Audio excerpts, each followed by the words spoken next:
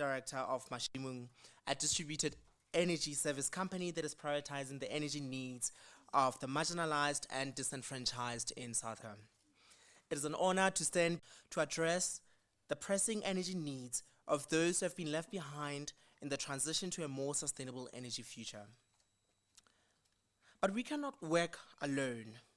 It is essential that we come together as a community of young people, entrepreneurs and investors to explore new possibilities and to develop innovative solutions that can help us achieve our shared goals.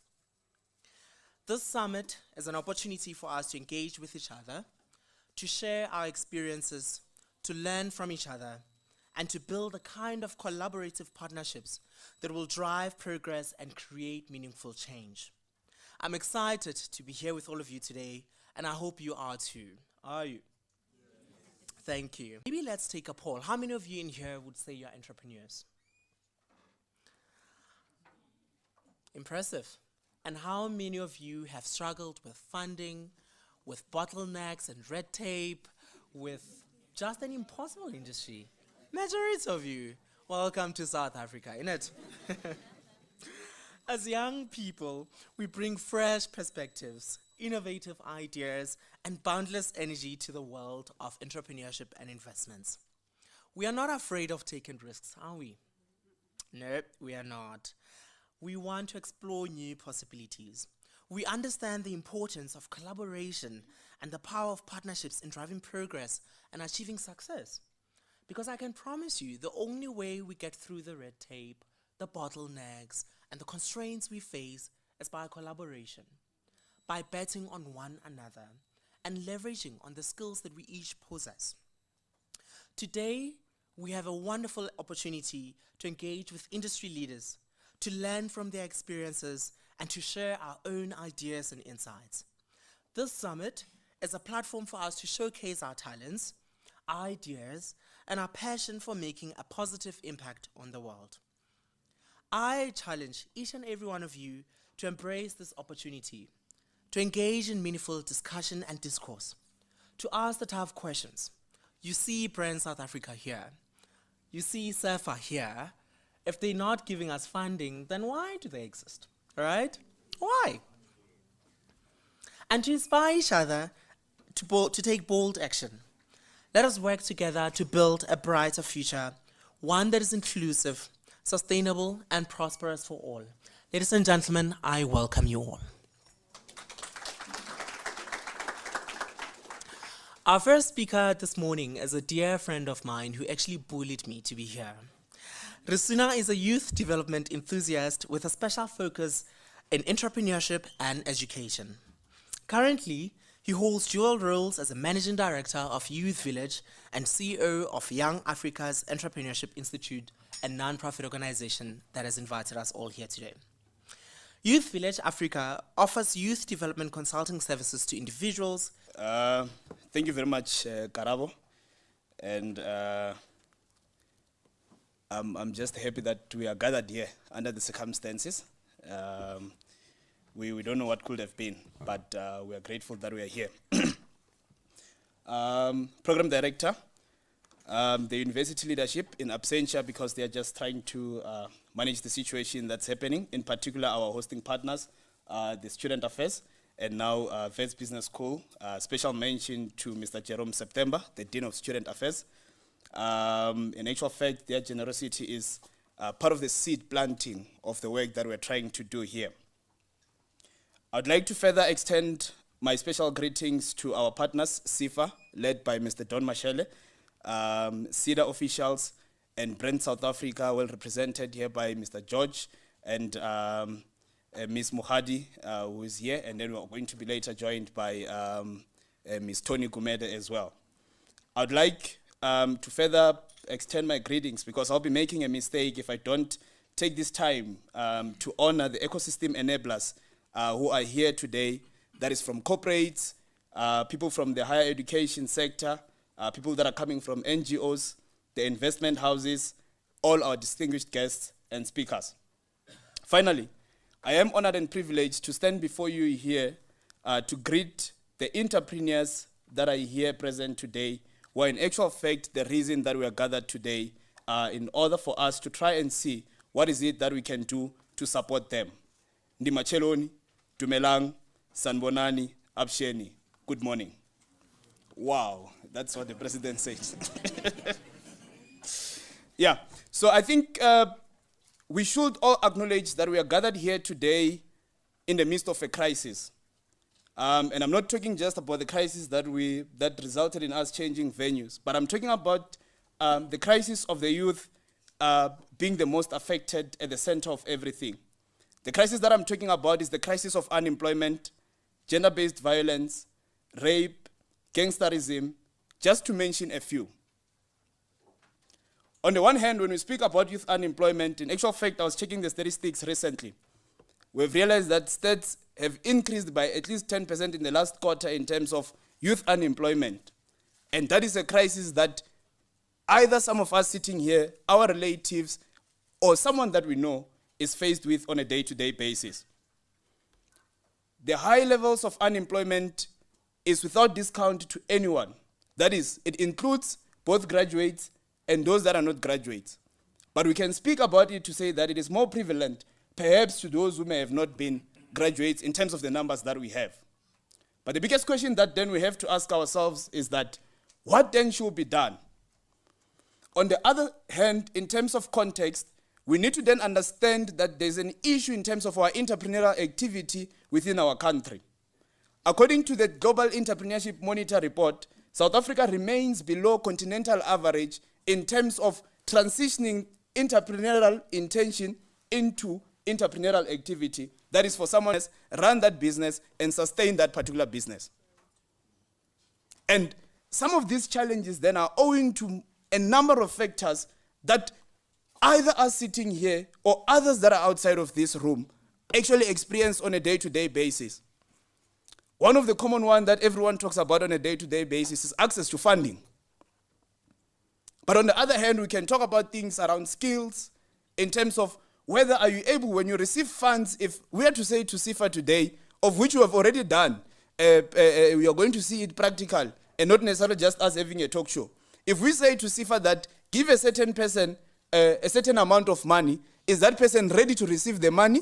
And is that person ready to manage that particular money? And are they able then to translate that money into meaningful impact within their business?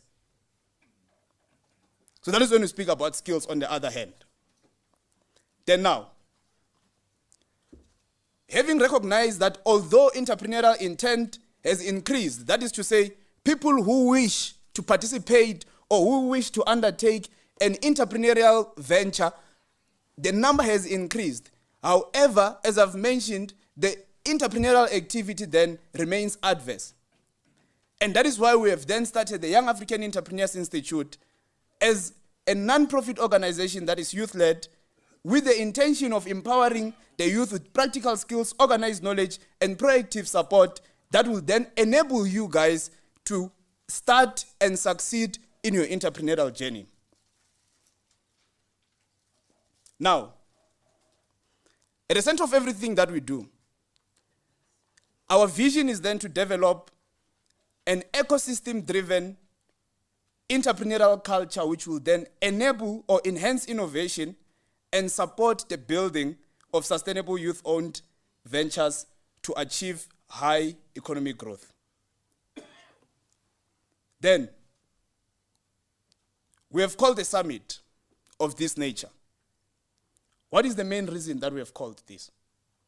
The most important reason that we have called this summit and have managed to then speak to our strategic partners who are present here today is because we want to ensure that this becomes a platform of engagement, not only just as an event today, but this becomes a platform of engagement where corporates, investors, the entrepreneurs, the NGOs then get together to inform policy that is aimed at improving and ensuring or creating an enabling environment for youth entrepreneurship. Then the summit then also becomes an opportunity for us to showcase through these networks that we are creating the work that young people locally are doing, and just also to encourage those who are having intentions to start, and furthermore then unlock access to market potential, as well as funding for these young entrepreneurs. By the time you leave here, you need to understand that you need to form synergies among yourselves. There's something that is critical that Karabo did mention, that if we as the young people don't get together and we try and see what we can do together in order to take ourselves out of whatever difficulties, he has mentioned the key word, which is then, in order for us to achieve what we want to achieve, collaboration is going to be the way to go. And that is why we've created this platform. And not just as a once-off event, but just now, as I've mentioned in terms of our vision, that the vision is an entrepreneurial culture which is ecosystem-driven. Which means that we'll also be coming to your townships, we'll be coming to your villages, we'll be going across the different provinces across the country. Now, by the time we leave here, we should have been able to then send out a message that seeks to attract investment.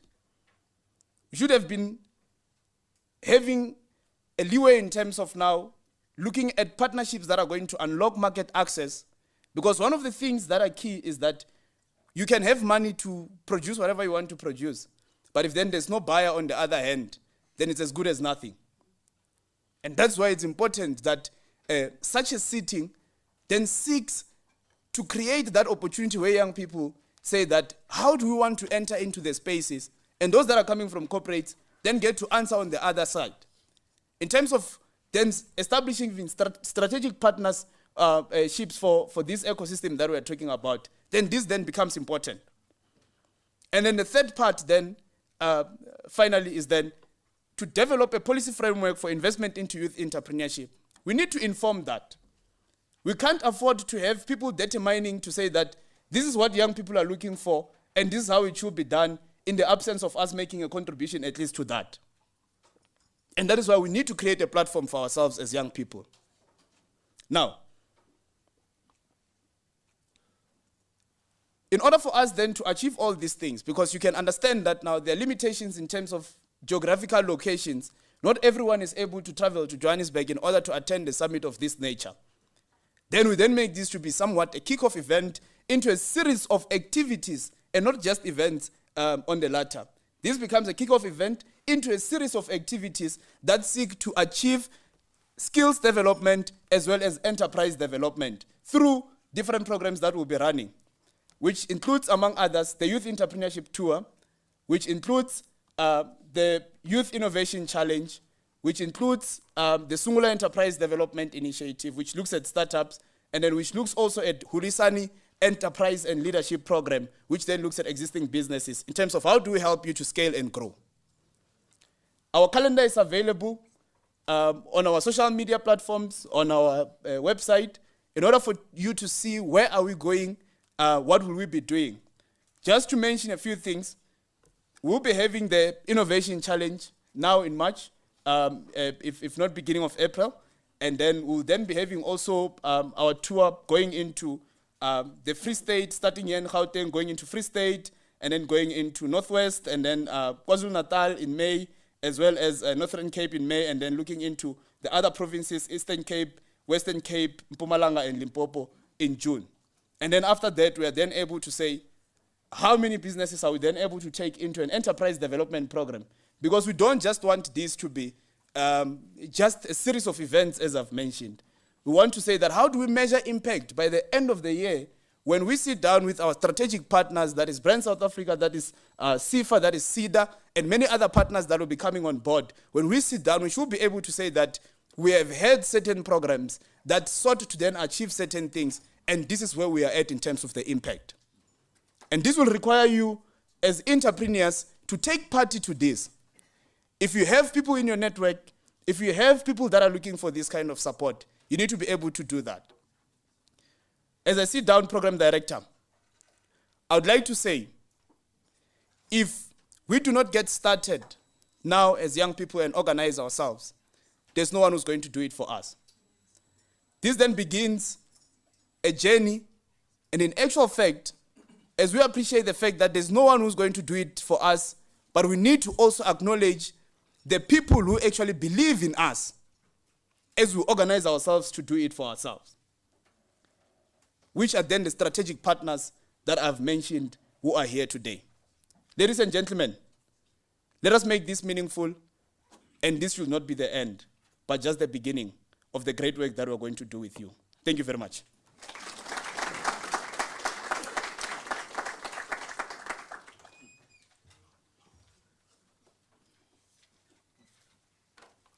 Thank you so much for that, Risuna. There's a common saying that talent is evenly distributed in the world, but opportunity is not. And I hope through the initiatives that you have just spoken about, we can go on a mission to change that. Our next speaker is Don Mashele. Don is the head of Development Impact Support at Small Enterprise Finance Agency. He's responsible for ensuring that SEFA's direct lending unit achieves its developmental impact outcomes. Before assuming his current role, he was a project manager for Kula Direct Pilot Project, a project that positioned Kula to enter the retail lending space. Don has been in development finance for over 20 years. His career in finance, specializing in SMME finance, started in 1993 as a business advisor to the Small Business Development Corporation, which is today known as Business Partners. In 1994, he joined Standard Bank as a monitoring officer in the SMME unit, then the Independent Business Enrichment Center in 1996. Before joining Kula in 1998, Don had a stint with the Northwest Development Corporation. Don holds a Bachelor's of Commerce degree from the University of the North. He also has a certificate in Management Development Program from the University of Pretoria, Bank Credit Management from Damelin, and a certificate in the Consultancy of Small and Medium Enterprises obtained from the Japan International Cooperation Agency. Ladies and gentlemen, please welcome Don.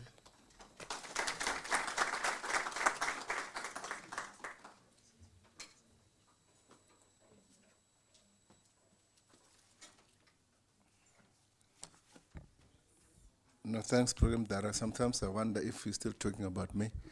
So but yeah, no, it shows that we're not growing any young. You know, when one attends these summits where you've got young people, more often than not, I happen to be the oldest. But at least today I've got my friend from Brand SA.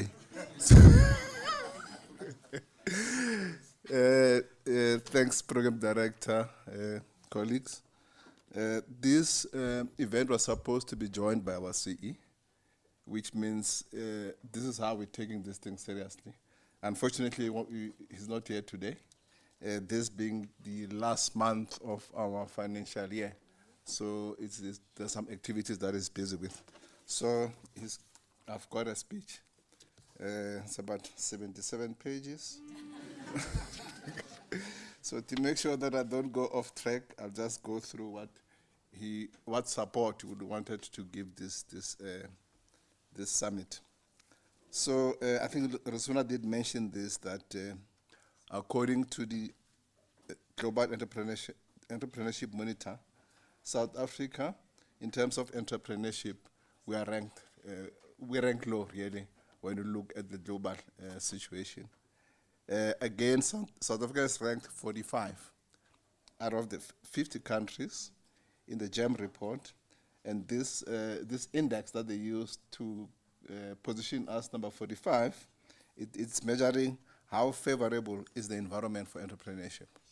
You know, because we can talk entrepreneurship, but the other thing is that the spirit or the energy of entrepreneurship, when you live here, can you really practice what you want to do? I think Rasuna did mention that. It's one thing to talk entrepreneurship, but it's another, when you live here, you start a business, it's easy, you get funding easily, those kind of things. So the environment is there, but you know, there's still a lot that needs to be done. However, there are positive developments in terms of early stage entrepreneurship activity and an increase in entrepreneurship rates, particularly among women and young people.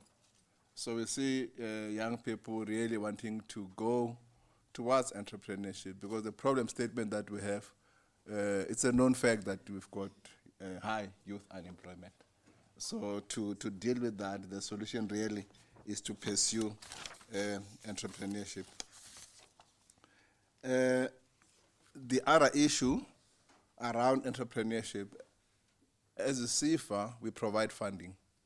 But Resuna mentioned a very critical part here around an ecosystem, because funding is just one pillar. SMMEs need to be surrounded by various players that provide different type of services or offerings to entrepreneurs. Funding is one of them, but the other things, we talk about access to markets, we talk about business development support, we talk about training, we talk about skills. So we need to create that kind of an ecosystem. And through this partnership that we have with Young African Entrepreneurship Institute, we really want to do that, because we're having this agreement that we are signing, and we're saying, let's pull other players into this partnership such that in a holistic manner we're able to support SMMEs. So oftentimes funding is cited as the key challenge that young people face when they want to start business. But the other reality, though, is that when you talk about early stage businesses, as SEFA will provide debt funding. Debt funding may not be ideal for those businesses that want to, like an early stage startup business. There you need equity, you need patient capital, because when you provide debt, the question that we ask ourselves as SEFA is, how are we going to repay that loan? You must give us predictable cash flows immediately. But if you've got an idea, you still want to go and test that idea, you must be given space to test that idea, but that may not be ideal for that kind of an intervention. So, initiative. So that's where you need patient capital, you need equity, and you need, patient equity or risk capital. So that risk capital we do not have. And that is where, again, the issue of the ecosystem comes in. To say, as and when we go along in this journey, we need to pull on other players, other lenders that provide that kind of an offering. Now, the following are some of the ways to promote entrepreneurship, we think. One is to teach young people about money and financial management. Because we have seen things, you provide, you give loans to a young person. If you don't monitor how it's going to go, the next thing, it buys a German machine. So we need to understand that if you're running a business, the first thing really is to invest in your business, grow the business before you can invest in other things. Those things will come, but start first things first. Have a business, make it strong, repay the loan so that it becomes your business, and then you've got capital, you've got capacity to grow that business. So financial management is key. The other one, we need to expose young people to markets, access to markets.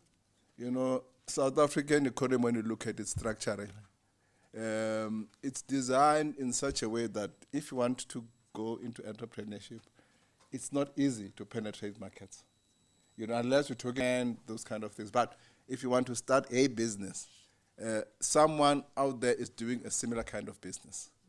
So you need to come up with a unique value proposition.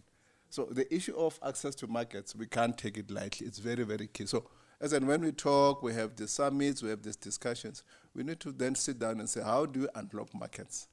Because as I say, South Africa, our economy structurally, it's designed in such a way, it's not easy to start a business and sustain that kind of a business. The other one is to inspire the issue of lifelong learning, because we learn every day. We would want to have a situation where if you've got a young person, you pair them with a mentor. Because those mentors or those business people, the retired people, have seen things. That kind of a partnership, a young person and a mentor who has run that kind of a business, you have those sessions that on a weekend you go and have a coffee session, you share ideas and you learn from that. Because that scale, it's sitting in there and is untapped. Young people don't tap into that kind of scale. So we need to actually promote that. the other issue really is about goal setting and action plans to achieve that goal. Because one of the reality about young people, there's energy. You know, the energy is there, but it needs to be directed towards the right place. You know, it can't be the energy that thrashes the streets and we do all those kind of things. Let's as a cohort, you know, take that decision that we do have the energy, but let's direct the energy towards the right things, because it can be done. Entrepreneurship or entrepreneurs solve problems. So if you are in business as an entrepreneur, you can't say you're selling a product or a service or an offering. You must be able to identify what problem are you solving. Because as an entrepreneur, you must say, okay, this is the problem that I see in my society, in the community. I'm solving this problem. This is my solution. I can commercialize that solution, and that is a business. You know, so if you want to start a business or you're already in business, I think ask yourself this question to say, what problem are you solving? And there are so many problems in this country, more so now than some many years back. So we do have problems in energy. So there's a space for entrepreneurs, innovative entrepreneurship in the space of energy. Healthcare, there are problems there. In education, in water, in housing, rural and township economic development, in agriculture, food security and manufacturing, amongst others. So all we are saying here, because you do find someone who will say, okay, I want to start a business, but I don't know what to do. You know, where do you think there are opportunities? If I knew where those opportunities are, I wouldn't be working, for instance. So what we are saying really, identify a problem, solve a problem, like I say, and I'm going to repeat this because it's very key, in those spaces of energy. You know, and we know we're going through load shedding now. And it's not that, I mean, I don't look at load shedding and saying now South Africa is down the drain. You know, South Africa will be here for the next million years when we're all gone. But the country will still be here.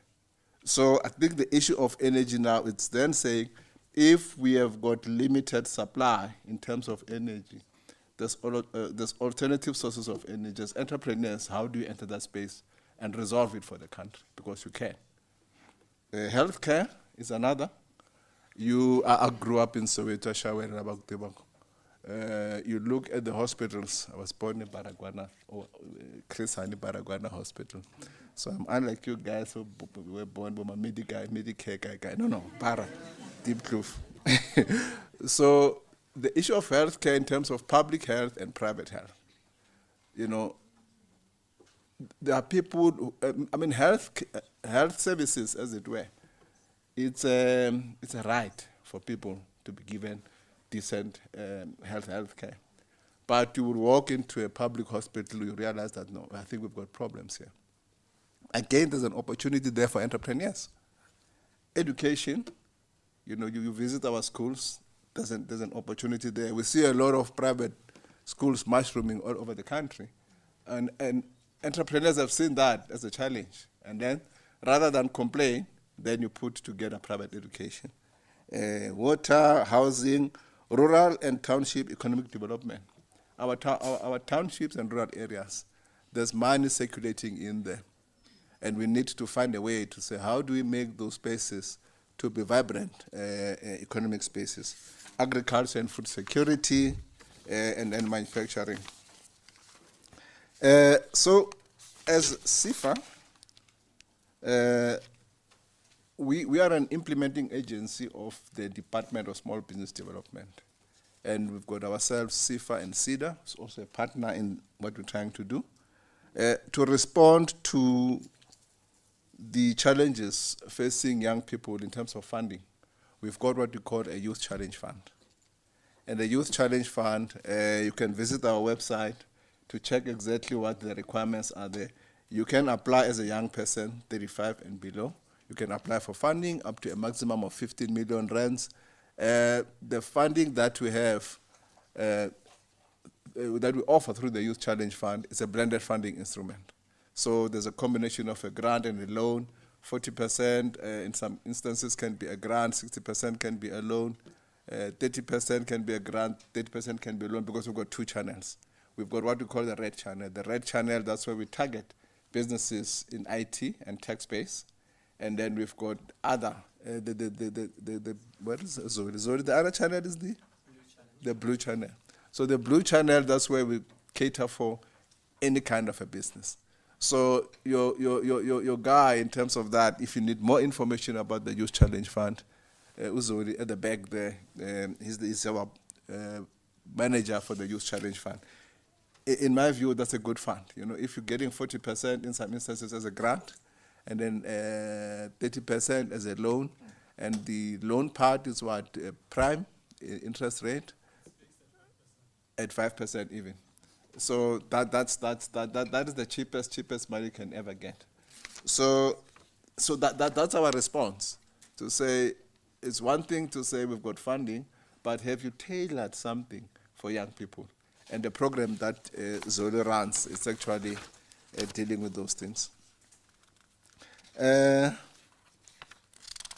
So in addition to that, we've got what we call direct lending and wholesale lending at SEFA.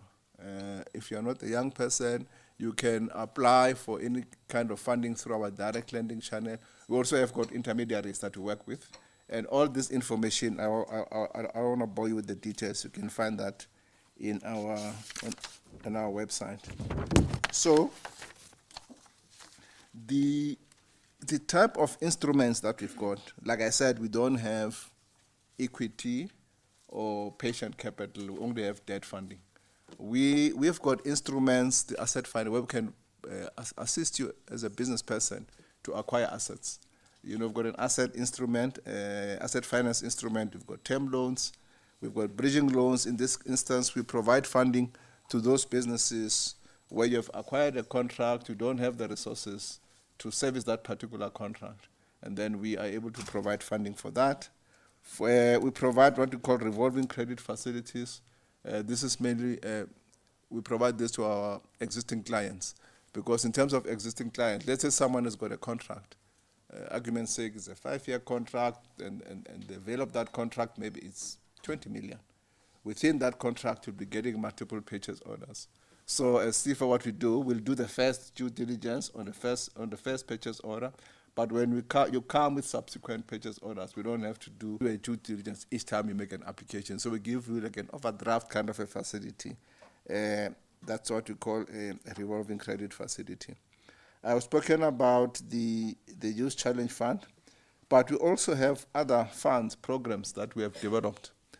We have got a program that we have developed targeting businesses in township and rural areas. It's called TRAP, Township and Rural Entrepreneurship Program. Through this program, we provide funding up to a maximum of R1 million. And then 100,000 of that is a grant. And the loan part, we charge 5%, similar to what Zoli was saying, the Youth Challenge Fund. So we understand one thing, that businesses in township and rural areas, you cannot paint them with one brush in terms of your offering in the manner in which you will other type of businesses. So this is a dedicated instrument for township and rural businesses. We've got another instrument called the Small Enterprise Manufacturing Support Program. One of the things that we're trying to do as a Department of Small Business Development Portfolio is the issue of localization, because we need to support our local companies. So, and I'm sure that's where Brand SA comes in as well, and proudly South African and those and stuff like that. So, the Small Enterprise Manufacturing Support Program, if you're in manufacturing or agro-processing, we've got an instrument. Again, this is a blended finance instrument where we provide funding. The maximum is 15 million, because that's our maximum as SEFA. Our maximum is 15 million rand. In terms of this scheme, 2 million rands, or 20% of what you're applying for, up to a maximum of 2 million rand, is a grant. And then the balance, which is a loan, we charge the prime interest rate. We don't charge 5% on this one, we charge prime. We have got another scheme called Amdlela Funding Scheme, and this is where we battle to get clients. This scheme is dedicated at supporting entrepreneurs with disabilities. So you know someone who's got a disability, they're looking for funding. We provide here funding up to 15 million rand at prime less 5. So if you check where the prime rate is sitting now, you're getting something at prime less 5. It doesn't get cheaper than that.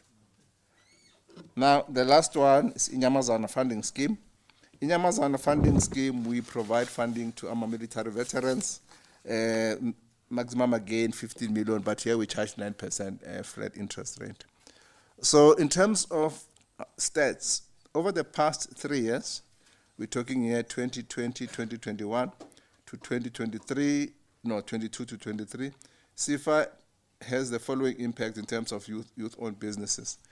Through the Youth Startup Fund program, SEFA disbursed 186 million to 14,293 SMMEs over a period of, that is 1st of April 2020 to February 2023.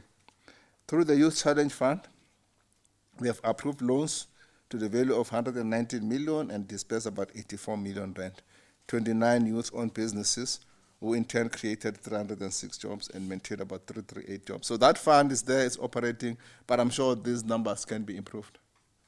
It's always there I'm sure it's looking around and saying that if half this room can apply, and then I make my target. So he's got the money, sitting with the money. So in conclusion, because it's one thing to say, talk about SEFA, and I won't go into detail because there's a website that you can read and find information. The most important thing for this summit really is the partnership that we have with Young African Entrepreneurs Institute and SEDA. Because we believe that working together we'll be able to resolve the problems that we see as young people or as a DFI, Development Funding Institution. In the main, if someone approaches SEFA, you're an individual, you're applying for funding, yes, we can assist you. But it's got more impact and value if you group yourself together as young people and have a unified voice as young people. Because that voice really, I can challenge me, it doesn't exist. Maybe this is the start, where you can say, if you want to lobby, if you want to discuss strategic issues with young people, where do you go? Anyone can tell me that, no, that this organization, it's got a database of 1,000 SMMEs that those are young people. I mean, if you know those guys, we're here today, please give us that. Because we don't believe in doing things in silos. We design programs, we take programs to market. Programs are not perfect. So as and when you engage, you'll find that there are things that needs to be changed, to be adjusted. So if you belong to a cohort or you've got a voice as young people, it's easy to engage DFIs like SEFA and saying that we think that is not fair. And then we engage and then we give our reasons why we're doing certain things. So I'm saying this partnership, the MOU that we've signed with YAEI, is very critical for us to address the needs of young people. We have a steering committee. We didn't just sign an MOU and then leave it at that. We have a steering committee where we meet. How often do you guys meet? Every 2 weeks.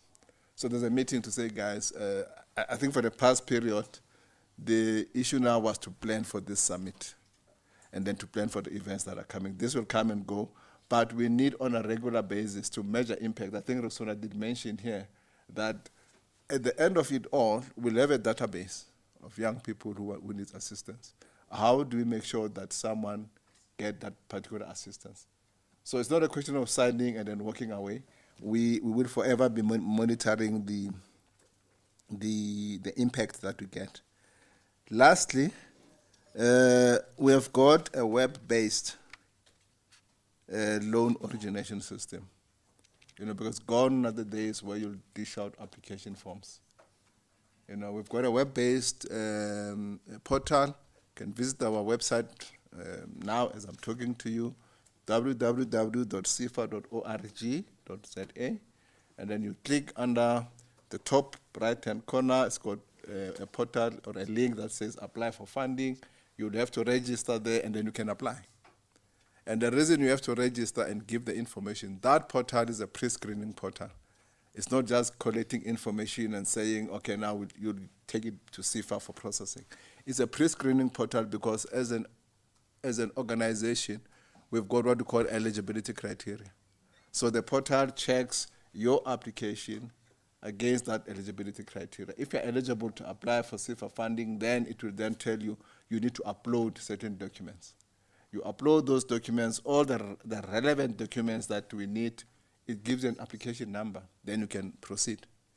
If you don't have all the documents, you can still park your application, get the documents. It will give you an inquiry number. So you've got an inquiry number, you go back to the system, you've got that inquiry number, then you can proceed. So I think it's practical like that, to say if you want to apply, you can apply now on your cell phone. Rusuna did mention, I'm sure there will be some stations outside after this where you can say, I think I do qualify for the Youth Challenge Fund. We want to make this thing to be practical. You want to apply, and we'll encourage you to do that. So that's our story, and all the best. Thank you very much, and thanks, Program Director.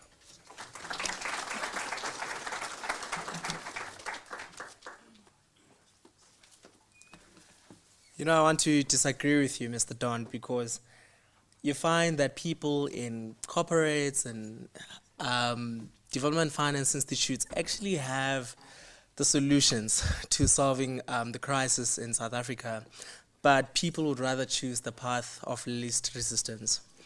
I always thought being an entrepreneur is this easy thing until I had to do a feasibility study that took me months, and I was like, what the heck is happening? Also, I understand why it's costly and expensive and all of that, right?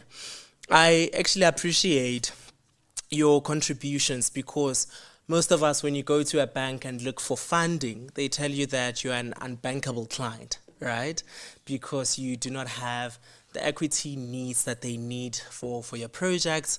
And so I'm happy for things like the Youth Challenge Fund, which is, I think, an impressive program by SEFA. So please give them a round of applause. And also, information. I have this friend of mine who called me. I was at the mining in Daba in the beginning of February. And a friend of mine called me on and said, yeah, Musi, I want to go into mining. What should I do? What should I do? I said, in South Africa, the red tape. If you don't know someone, then you're unlikely to get it. But I was impressed also by some of the exhibitions by Namibia and Botswana, who, if you applied for an exploration license or mining rights in those two countries, you could get a permit in 30 days. And it's cheap. 50,000 is the maximum you would pay for an exploration license in Namibia. And I hope that we can get to such a point in South Africa and where you don't actually need the equity, but your ideas can carry you through. Because most of us, there's no one we can call. We don't have a trust fund or Malome to, loan us money. Anyway, I know most of you are still sleepy, so I'm going to say maybe let's take a 15-minute coffee break before we continue with our program. Thank you so much.